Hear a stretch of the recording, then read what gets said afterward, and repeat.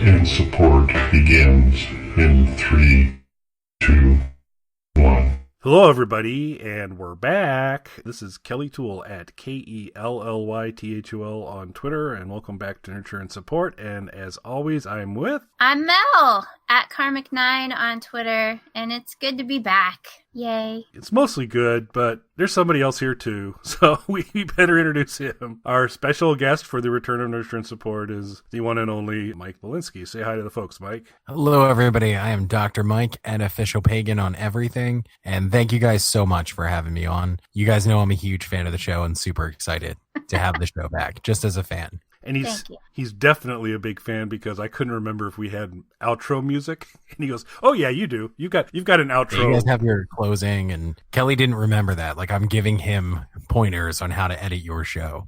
Yeah. There was a corgi howling a lot of the time. Yep. In the outro. Yeah. So that'll be back. So super excited to have you back, and then Mel and I will sort out kind of the timing for Further Nurture and Supports, but it's my fervent desire that we can continue to kind of crank some of those out on a schedule that works out well for everybody. But the big problem with Nurture and Support was Mel's complete lack of internet access for a period of time. And we see you here tonight, and so how'd that happen and how's it going? Well, it appears to be going pretty well. I haven't heard any stuttering since we've been on here. Usually my video is really bad and my audio breaks up, but so far everything looks good. But yeah, I live in one of the wonderful parts of Texas that has, despite being outside a major city area, we don't have very good internet and no broadband. So the little company that I got internet from closed and didn't really give us a lot of warning. So I used fixed wireless before, and I've found an alternative, which is still not broadband, but appears to be working for the moment. So we'll see how long it holds up. Well, it's sounding and looking great so far. So very, very promising size. We made a run or two. I think the last 2 Nurture and Supports we recorded was a little touch and go, but This is super solid. Going great. Well, that's good. All right. Oh yeah, and I guess since last we met, Mike became a doctor. I was going to ask about that. I had seen references to Dr. Mike before, but I've missed how that happened. I took a short, condensed version of medical school. Okay. Because that I'm gifted promising. like that. I was fast-tracked through medical school, and now I have my own practice set up with offices and everything. Nice. So, is there a particular specialty you're working on? No, I feel like I'm good at everything. I don't want to hold myself back, put myself in any kind of box like society wants us to. Right. So you're a general practitioner, but, with specialties in everything. Right. Exactly. Sure. That sounds good. Yes. I need to go to this medical school. You should. Yeah, I don't know, you may be familiar with it. It's a well-respected medical school called I Bought a Former's Doctor's Office, and I'm parading myself off as a doctor. School of Medicine. Yeah. It's a good school. There's a sign outside, and I have a parking lot. I'm a doctor. I think that's a great move, really. I should do that. You should. Find a doctor's office, buy it, live there. Done. Absolutely. You're a doctor. I actually have some medical training, so hey, I might be able to pull that off for a little while. You have the training, I have the offices. I feel like a business is forming. The only problem is the part of the world that you live in is a little too cold for me. Oh, okay. I was going to say, what's wrong with my part of the world other than, crime and poverty and terrible weather? We have that down here, except we don't add snow into that terrible weather. Well, that's when people fall and need my services. That's true. Down here, we just get, massive dehydration from it being 120 degrees. But, See. Now, I do face one thing that I guess you probably don't then. It snowed a little bit already, and for the first time, it occurred to me that clearing the parking lot is not going to be fun. No, salt would probably be your friend. Or get a little John Deere tractor and a snowplow on the front and just cruise out there, and True. that'll be fun. You've got like storage sheds, right? So you're all set. I do, yeah. I have like I have a big shed and then like a small barn next to it. You gotta love a doctor's office with a barn. Right. That's you know, it like was a horror pretty movie. legit. Is that why you bought it? It was a pretty legit place. Yeah, it's funny because, well, now this couldn't happen now, but you have to picture it when it was totally empty and it was just, like 30 rooms, white square rooms with sinks in them. Mm-hmm. I've been slowly, turning it into a livable space, so it's a little bit different now. But when we had our inspection and then when the locksmiths came to change the 800 doors, locks and things like that on there, every person who came in here would just get lost. Because every room looks the same. So like they would just have no idea what room they were in or where they were supposed to go next. And it was fun. That's when you needed to paint the colored pathway down the hallways like they do in hospitals. So, people know where they're going. It's true. I think it works out better for Mike if people are confused on escape routes. So. The locksmith I left down here for a while and went up to the house part of the property. And then I came back down to the offices and he was just wandering aimlessly. He's like, "Oh, thank God you're back." He's like, "Your house is like something out of a horror movie." I was like, "I know, right? Isn't it great?" It's great. Yeah. Oh, yeah. So when are you going to start filming that? You probably were already filming that. You probably already have cameras up in there. There's a lot going on here. I figure. Burgeoning arcade. So he's got lots of things going on. Yeah, cool. But the tiny humans love it because of the number of sinks that we have. Absolutely. So that fascinates them to no end. They just love running through every room and turning the sinks on and off. Mm-hmm. And all the little rooms give you scary places to hide and jump out at people. Hence the horror movie part. That was the first thing. They hadn't seen the property until a settlement was made on it. And then I brought them over and let them run around. We lost one of them. Legit could not find him. Just looking everywhere. And his brother was like, "This is great. I don't even know where he is. This is the best house ever." Yeah. Yep.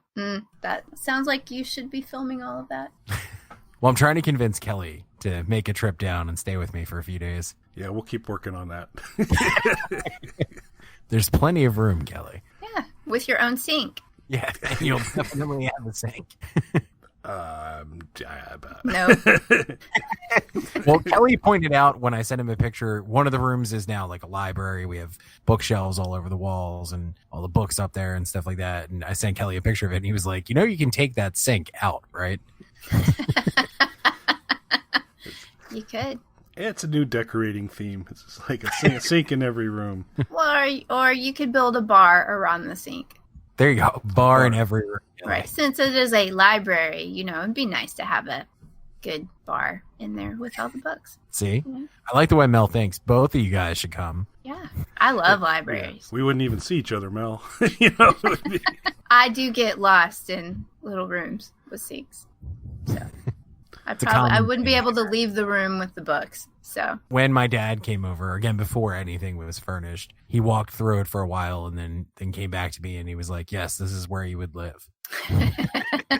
Not sure if that was a compliment or... As accurate. Clearly it was accurate because it's where you do live. Yeah. All right, gang. We will go ahead and get started. It's a recommendation show this week, and I'll kick it off, and then we'll hand it over to Dr. Mike, and Mel will bring us home. So my recommendation will be fairly short, but super fun. It is the Rocketbook Wave. Are either of you familiar with the Rocketbook Wave? No, I can't say that I am. No, I thought you were having a stroke or something.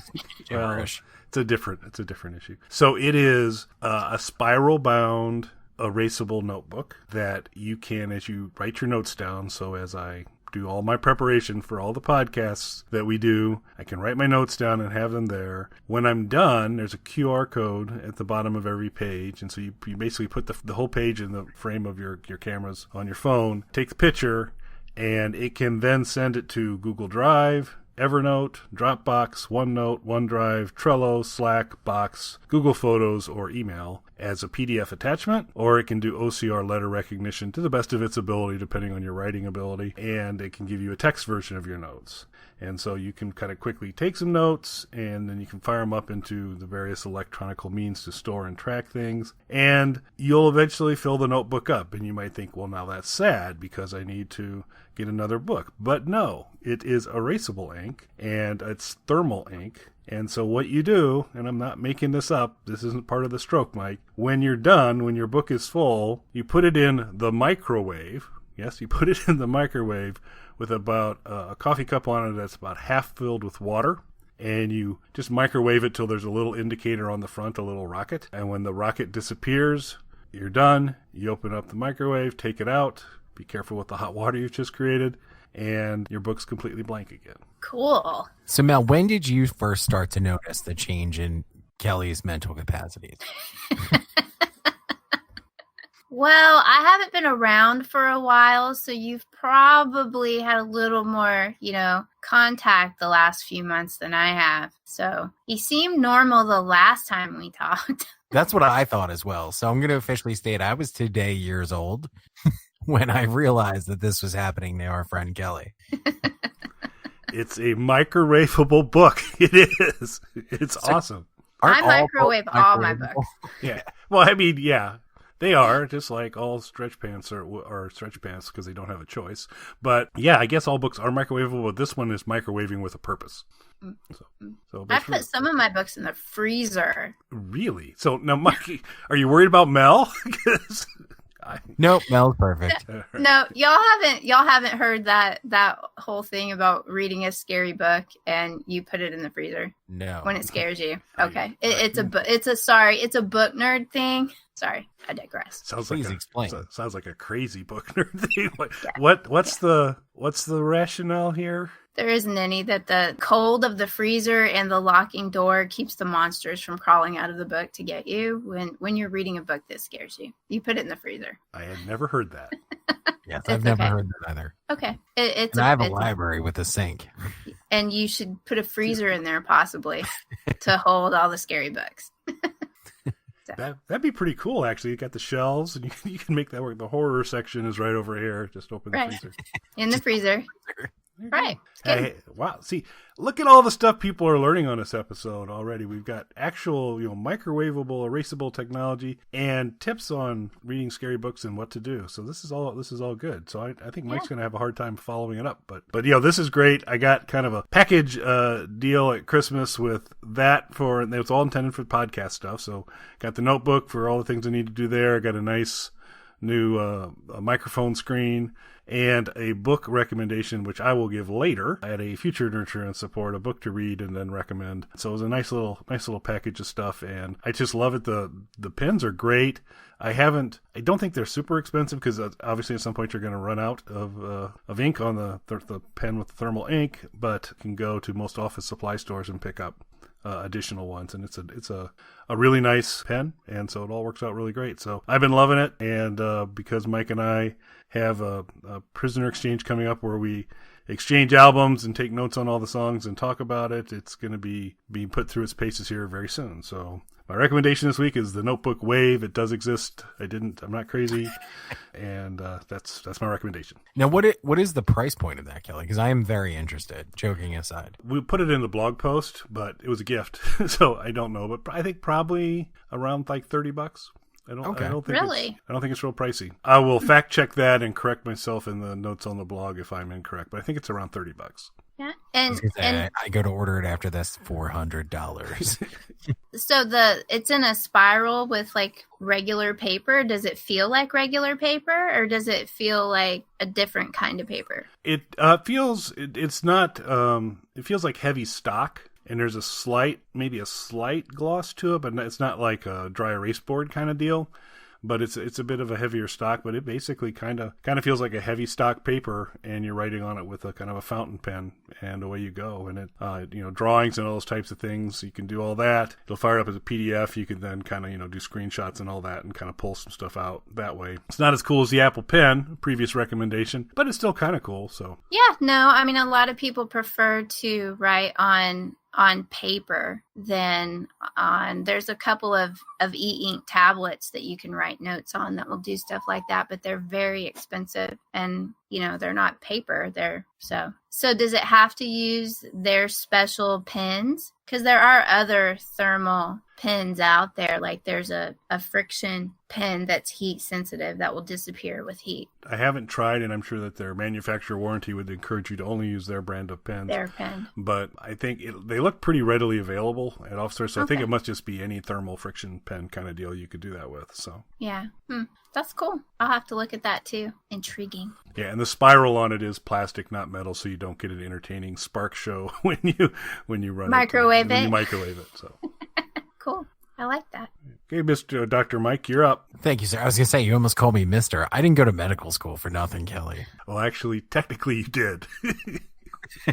So my recommendation, and I've talked before doing, different things with Kelly, and I may have mentioned it when I was lucky enough to be a guest on Nurture and Support previously. I love like retro gaming, and the recent waves of mini consoles that have been coming out, I've been a big fan of, particularly the Nintendo ones. They really nailed it. Sony really, really dropped the ball on it with their mini PlayStation console. I do have that, but I bought it months after its initial $100 price point release, where I paid $15 for it. So it did not fare well market value wise. Whereas the Nintendo consoles, when you come across them, are still, maybe $10 less than the price point they were released at a couple of years ago. But more recently, Sega jumped into that and released the anniversary edition of the Sega Genesis as the Sega Genesis Mini. And when they initially announced that, a lot of people were apprehensive about it because Sega had been licensing plug and play titles for a while of varying, mostly bad quality. But this was actually manufactured by Sega. It perfectly matches the Sega Genesis. But what's more important about it is the attention to detail that they put into it. It is a smaller replica of the original Genesis console, but it is more detailed than the previous mini consoles were. And they learned from a lot of the mistakes that were made, particularly by Sony when they did their PlayStation console. There were a lot of odd things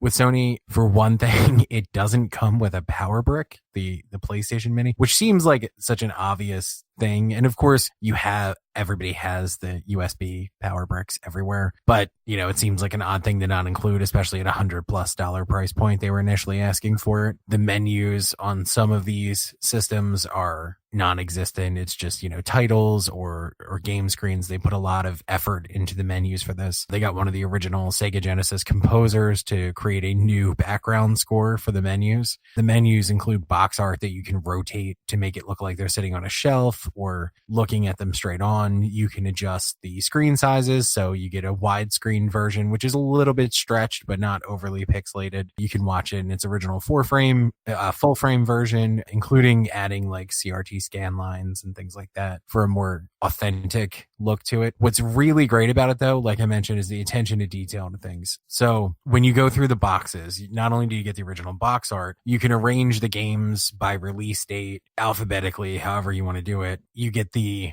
instruction, you get QR codes to link to the instruction booklets, scans of the original instruction booklets for every game. But where it really gets interesting, and one of the things that sprung up around this, of course, is people, and you can readily find easy ways to do this online, but hacking the mini consoles to add more games to them, which isn't a difficult thing to do. But somebody very quickly discovered that with the Sega Genesis Mini, and one of the reasons that you would do this, one of the issues that people ran into, particularly on the Sony PlayStation 1, is there was apparently originally a much better roster of games to be included with it. And for whatever reason, the licensing fell through. So there are bits of code of what could have been the better version of the PlayStation Mini that are left over. And they mixed PAL versions of the games and NTSC versions of the games, which give you frame rate issues and different things like that. On the surface, the Genesis seems to play perfectly, but there's this cool thing you can do where you can go into the menu and change the language. So obviously, if you're in North America, you're setting it to English probably when you get it. But if you were to go in and say, change your language to German, all of the boxes would be the German releases. You would get QR links to the scans of the German books that come with them. But more importantly, you would get the German ROMs of the games. And where that's really cool is not just,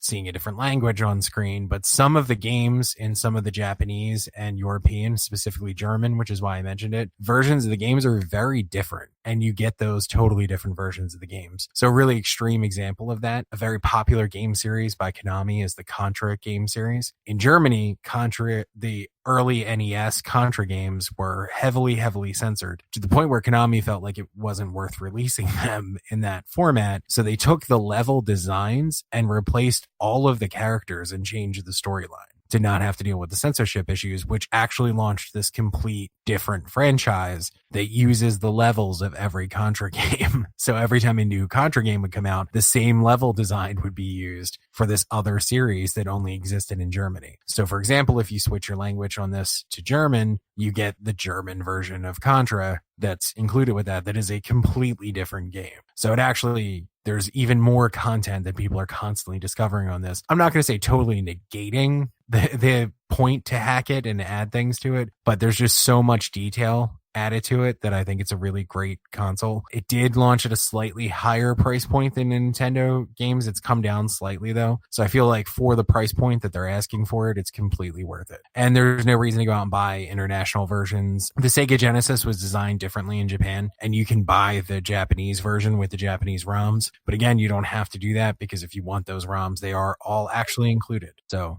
that is my recommendation. Go buy the Sega Genesis Mini. And I'm a doctor, so it's really a health thing. I am officially prescribing it to you. Gaming is good for the soul. It is. And while I was paying laser-like attention to Mike's entire recommendation, I may or may not have done a Google search during the time frame to confirm the price point of the Rocketbook Wave varies between $23 and $28. So I was close. The other part, and I was so tempted to do this, Mel, and I finally decided to be a better person and not do it. With our new recording mechanism, when Mike mutes himself or you mute yourself in the Hangout, that all works great. If I mute myself in the Hangout, it doesn't matter because my mic is still live. Found that out on a show where I was muting in the Hangout, but not in the online broadcast software. But what I do is I can mute myself in the online broadcast software, which is what I do. And I know this has kind of concerned Mike on a couple of recordings because there'll be ice clinking in my glass or something going through that's clearly going on, but I'm muted. I'm like, I'm good. I get a good type of thing. And so I almost started a conversation with you during Mike's recommendation, which when you listen to the recording, you won't hear and would have really, really messed Mike up. But I didn't do that. So. Oh, okay. But I might do it during yours, just so.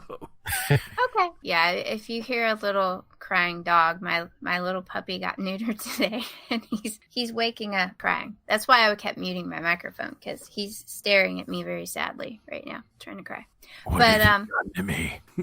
Yeah, he's not happy at all. I really haven't looked at a lot of the throwback game players because I really didn't get what they were all on, but that sounds cool. I didn't get to have a Sega when I was little. We had a Nintendo, and that was it. And we had an Atari. This is a good way to jump on that bandwagon 30 years later. Yeah. And what makes it more interesting too is that some of the selection of games, because even when you're playing the US ROMs, you get some titles that were actually never officially released in North America. Mm-hmm. You get a game that Sega denied its existence for decades, which is the Genesis version of Tetris. Cool. Sega made Tetris for Genesis and then opted to not release it because there were legal battles that were very expensive going on between Atari and Nintendo over the home rights. Right. There's a feature-length documentary about it, which is really good. But Sega was like, hey, we're not going to get involved in this. So they actually denied ever making Tetris for Genesis for a long time. And when an occasional tester cartridge would get out there, it would become a very sought-after item going for huge, huge amounts of money, despite the fact that Sega claimed it didn't actually exist, that you were imagining that cartridge. That's not real. That sounds like current events now. Anyway, so...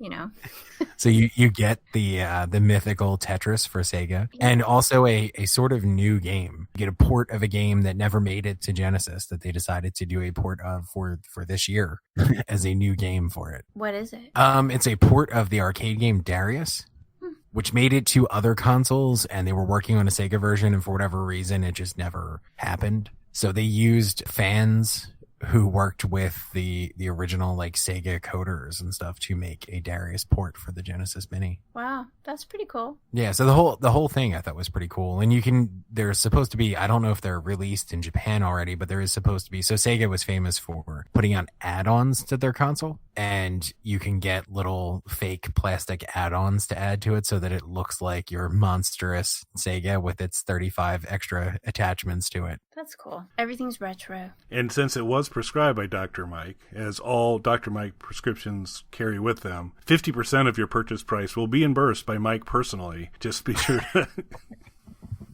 because he cares about you. He's My a very patience caring matter. person. Yes. Or a sink, whatever you want. Right. He's got plenty of sinks. Well, that's cool. I'll have to look at those. See, y'all are giving me too many things I should go buy when I'm supposed to not be buying things for New Year's, you know? Well, we remain open. We were pitching this hard on Squat Cobbler for any of the manufacturers out there. For instance, the Rocketbook Wave manufacturer. Here's 2 candidates that very much so want to try your product and would publish a review on it. A glowing review, no doubt. So we'll take free stuff. We always take free stuff, so. Well, that's cool. My recommendation is not free, and I actually spent a lot of money on it, but y'all don't have to. It's a book, like many of my recommendations. It's a book called Gideon the Ninth by Tamsin Muir. That's Muir. This has my vote for, it's definitely the best book I read in 2019. So I absolutely loved this book. I think that Mike will really like this book. I don't know about you, Kelly. I think there's a lot here for you to enjoy, but there is an audiobook that is actually really, really good. You're saying Mike will probably enjoy it, and you're worried about me. Is this because of my past? Is this a character issue, or is this my unwillingness to read? No, I don't think you probably like a lot of my book recommendations, but you don't have to lie to me. One of us has a library in their house, Kelly.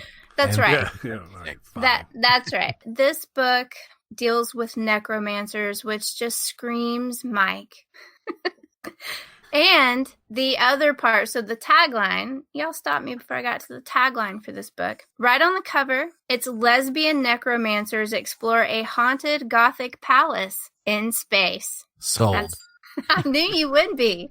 You had me at lesbian, and then you just kept winning. I knew that was what I was going to get from Mike. This book was so much fun. I just can't even describe to y'all how much I loved this book. It is so fun. I first read it as the ebook. So I actually own all 3 versions of this book. I have the hardcover, I have the ebook, and I have the audiobook because someone then told me after I loved it so much I needed to read the audio. I needed to listen to the audiobook, which is really good. And I think you'd really like the audiobook, Kelly. I think you would. It's really fun.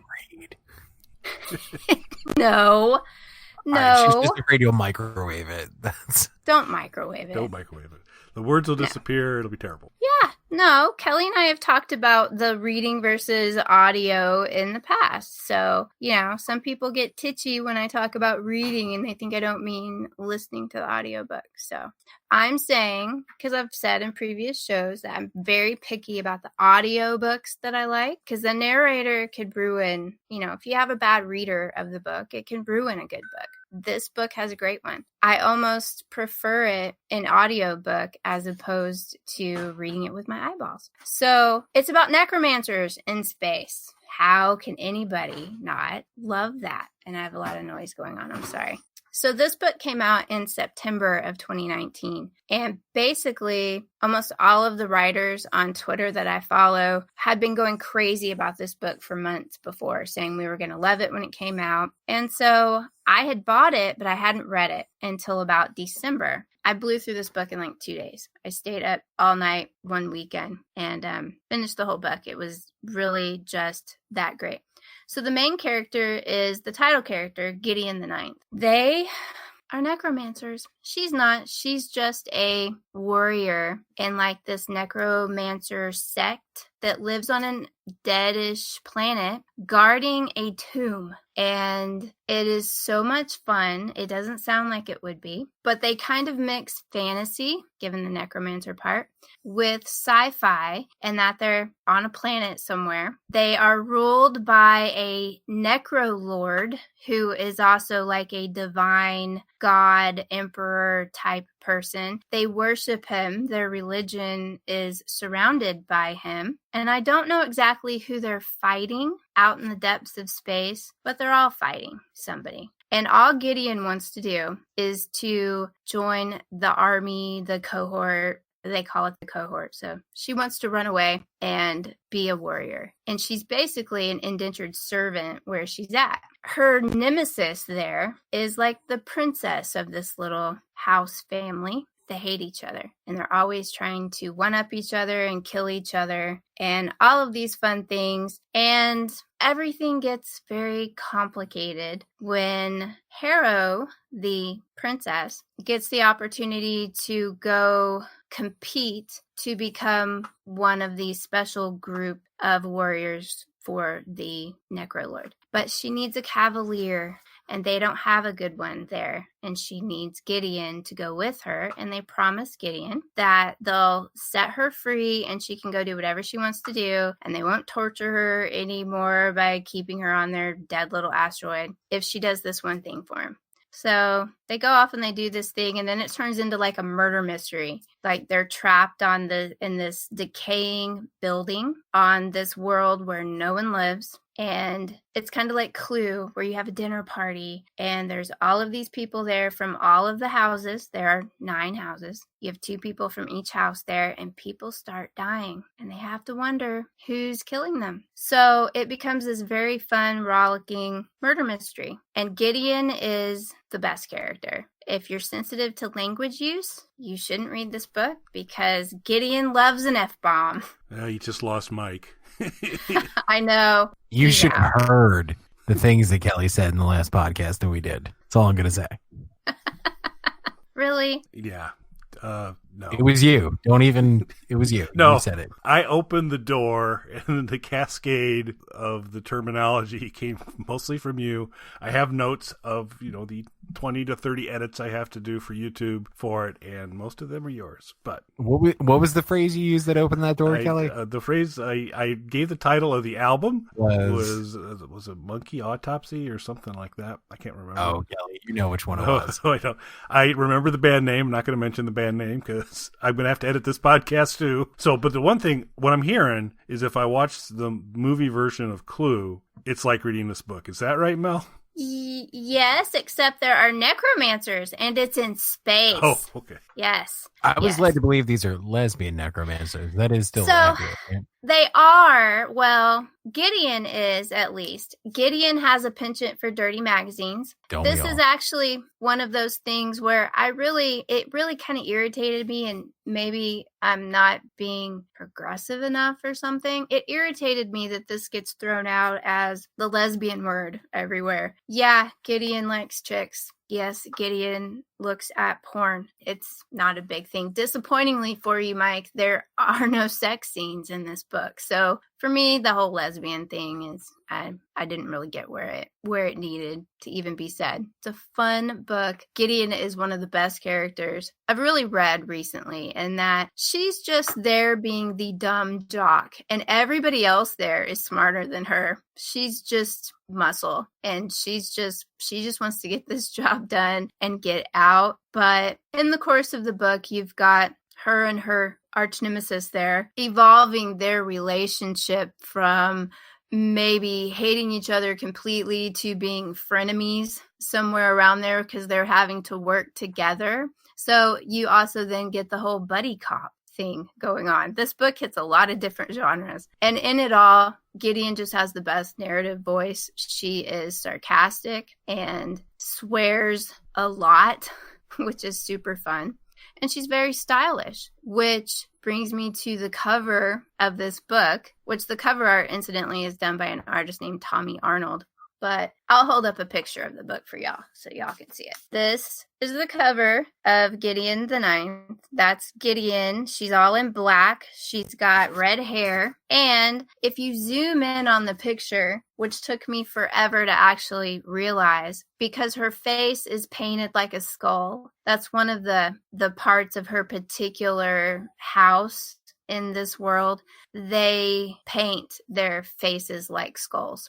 And it also sort of denotes their rank in the house as to the way their makeup is. But so the cover of the book has Gideon in all black with a sword and her face painted all white with the black, black markings around where the bones would be. And I originally assumed that the eye sockets were just dark because that was black for the skull. But if you look really closely, there's sunglasses. And that it's a big feature in the book of she finds these sunglasses and she's very proud of them and she wears them all the time because she's just that cool. So I don't ever like to give too much away about these books, and I know I don't do a very good job of explaining just how great they are, but I feel like anything I really say would spoil some of the fun of this one because it is a mystery. I can tell you there is a sequel coming out, I believe in June of this year, that is called Harrow the Ninth. So in this book, we're dealing with Gideon, who is the cavalier sidekick of Harrow. And the next book is going to be from Harrow's perspective. So it's called Harrow the Ninth, and it'll be out in June. And I'm very much looking forward to it because, like I said, this was my favorite book of 2019. So it's actually is the Harrow book going to be same timeline and just kind of the other perspective? No, it's a continuation. But this book does leave you. It doesn't answer all of the questions of this world, which is why I can't really explain who they're fighting or very much about the Necro Lord because he features into the next book more, I would presume, after the trials of this book. So that one's going to be told from Harrow's perspective, but it is going to be a continuation of the story from the point where this one ends. And I hope to get more answers about what exactly is going on and how they got to where they are. This civilization is thousands and thousands and thousands of years old. What they're competing for is to be what's called a lictor, which are the direct right hands of this Necro Lord. And they're all immortal once they attain this state. There's a lot of mystery going on as to how any of this came about. And with the world building in this series, they just assume that, you know all of this. They just throw you in the middle of it without trying to give you a bunch of explanations. So I presume some of those mysteries will get answered as the story goes on because there's somebody buried on that asteroid where they come from. That's why it's called the Locked Tomb. Their job there was to guard this tomb. And that is something that had to do with how the Necrolord came to power. And there's also another side mystery going on is about who is Gideon and where did she come from? Because she wasn't born on that planet. She just sort of showed up mysteriously and no one knows where she came from. So anyway, necromancers in space. You have to love it. You know who I wish was in that grave, Mel? Who? Hanson. Because another thing you've missed is that Mike and I have declared war on the band Hanson during your absence. We don't. What have they ever done to you? Nothing. Not a thing. It is a totally unjustified war, but nonetheless, we're at war with Hanson. So I just wanted to get you up to speed on all the big happenings that have happened over the past week. So we're at war with Hanson. So I get them mixed up with Silverchair. They both hit about the same time. I'd have to look them up. Silverchair's good people. Hanson, different story. Okay. Silverchair's okay. Hanson bad. Okay. Hanson bad. Okay. I'll have to look them up on Apple Music to remind me. It's been a long time since Hanson. Yeah, well, it's a niche war. We recognize that, but it had to be done. So it's an eternal war, kind of like necromancers. See, there you go. Yes. So Kelly, can I start going by Necrolord? Yeah, I was gonna ask for that. So it's gonna be Dr. Necrolord. Here, let me look up all of his titles. This book.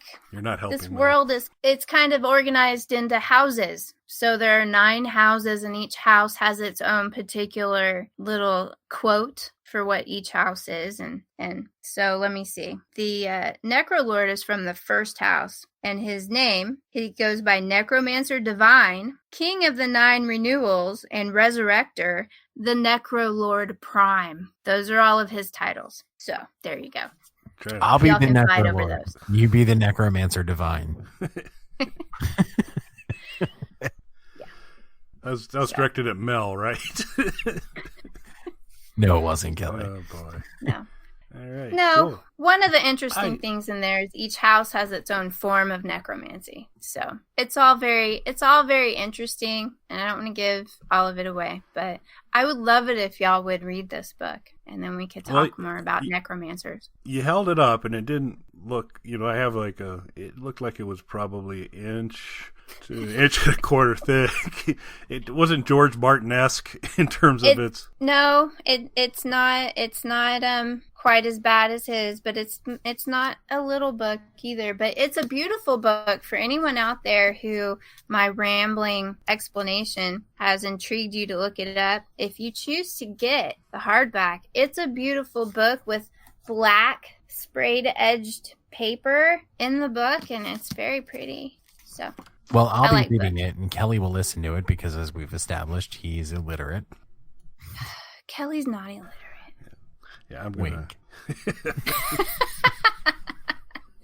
I mean, to be fair, I'm not the one who suggested this. Yeah. Okay, fine. I'm gonna read it. I didn't say he was illiterate. I mean, you didn't say it, but you kind of hinted at it. I did not, and if I did, I apologize. You're like the book for Mike, and for Kelly, there's an audio version. Here's a puppet. Here's a puppet. Listening to a book is perfectly valid. I like to read with my eyes, but this book in particular is really good to read with your ears. It sounds like it's worth checking out both of them. I've wanted to get more into audiobooks because I read a lot and I listen to a lot of podcasts, but I really don't delve into audiobooks. Mm-hmm. This one is it really is a good audiobook to listen to. It's one of my favorite audiobooks that I've listened to, and I've had an Audible subscription since Audible came out. So I try a lot of audiobooks and I end up not being able to get through them. And one of my biggest pet peeves is when there's a book that I love that I then listen to the audiobook, and the audiobook is so bad that I'm like, no one who would buy this audiobook or check it out from the library would think that this is a good book because the audio version of it is so terrible. So there's only a few that I really, really think are either on par or superior to actually reading the written book. So this is one of them. I mean, it's equal to me, but I really do enjoy the audiobook on this one. So something about the narrator gives it a deeper, where it just deepens the story and the pronunciation of the names. And that she does a good job of the different voices for the different houses to make them distinct so you can tell them apart. So it's really good. It's one of the ones up there. So I definitely recommend reading the audiobook. Very nice. Excellent. Cool. Well, it's a good return. So that was a fun show. It's good stuff. Kelly's not saying anything. I know. What? Kelly? What? Really? You're messing with me, right? You're messing. I hope this all stays in the show. Oh boy. I think he's dropped us all. He's quit. Boy. He's rage quit and he's left. He rage quit. Say boy. I can't read. So folks, he's not even a real doctor. This is great because I'm recording and all this, so I get Mike and Mel. So I'm gonna wrap it up for now and text Mike and Mel and tell them what's going on. So thanks for listening, everybody. Kelly, can you hear us? We can't hear you. You have no audio, sir. You can contact us on our website, nurtureandsupport.net, or email us at nurtandsupp@gmail.com. That's NURTANDSUPP@gmail.com, or tweet us at nurtandsupp on Twitter. You can also catch Nurture and Support on YouTube. Just search Nurture and Support or Kelly Toole. Nurturing and supporting.